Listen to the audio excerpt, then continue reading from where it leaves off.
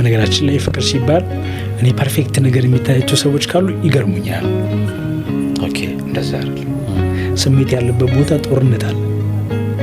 ኦኬ ጦርነት አለ። ህይወት ያለበት ቦታ ጦርነት አለ።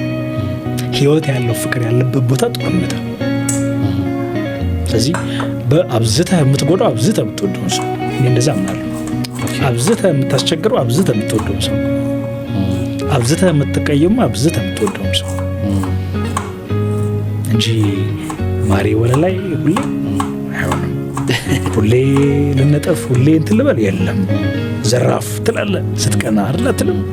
በዘራፍ ውስጥ የምታስከፈው እኮ ሰው ይኖራል ምናምን ዱላ አለሜ ስሜት ጸብ ይኖራል።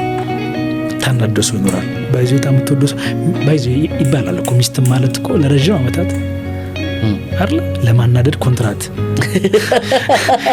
እና ለመናደድ ኮንትራት የምትፈርምለት ሰው ማለት ነው እንጂ yes ሚስት እንደዛ ነው። ለምሳሌ ይሄንን ብለህ ዋጋ ይሰጣል ኢልያስ ይሄንን ለ24 ሰዓት ይው ብለህ ማለት ነው ነጭነቱ ላይ አይደለም ትኩረት የምታደርገው እንከን ነው በስተለቅም የምትውለው ልክ ነው።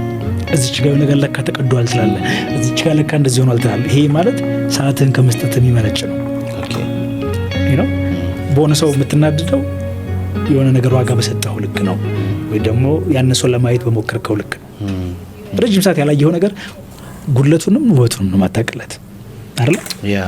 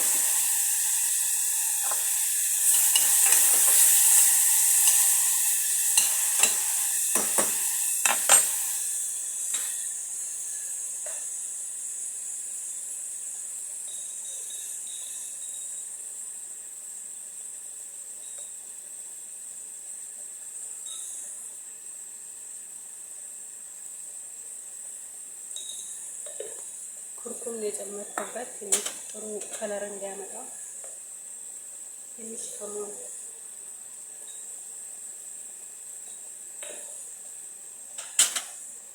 ከዛ ትንሽ ጥቁር ቆንጆ በርበሬ ማለት ነው።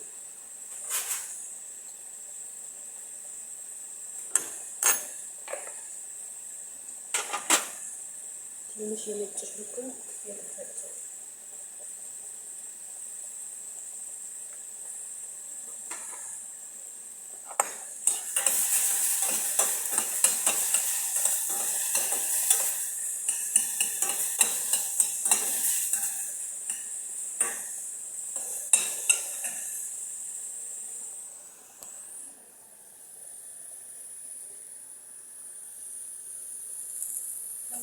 ሳይታይ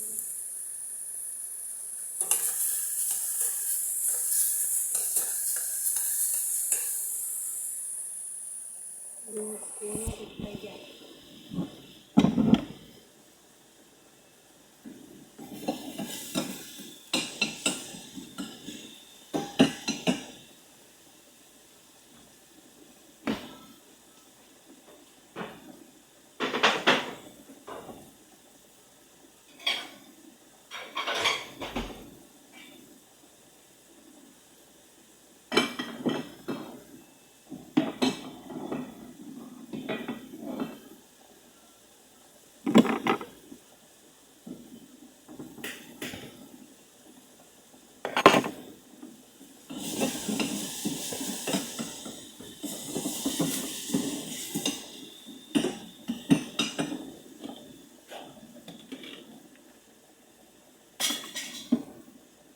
ጨመርኩበት።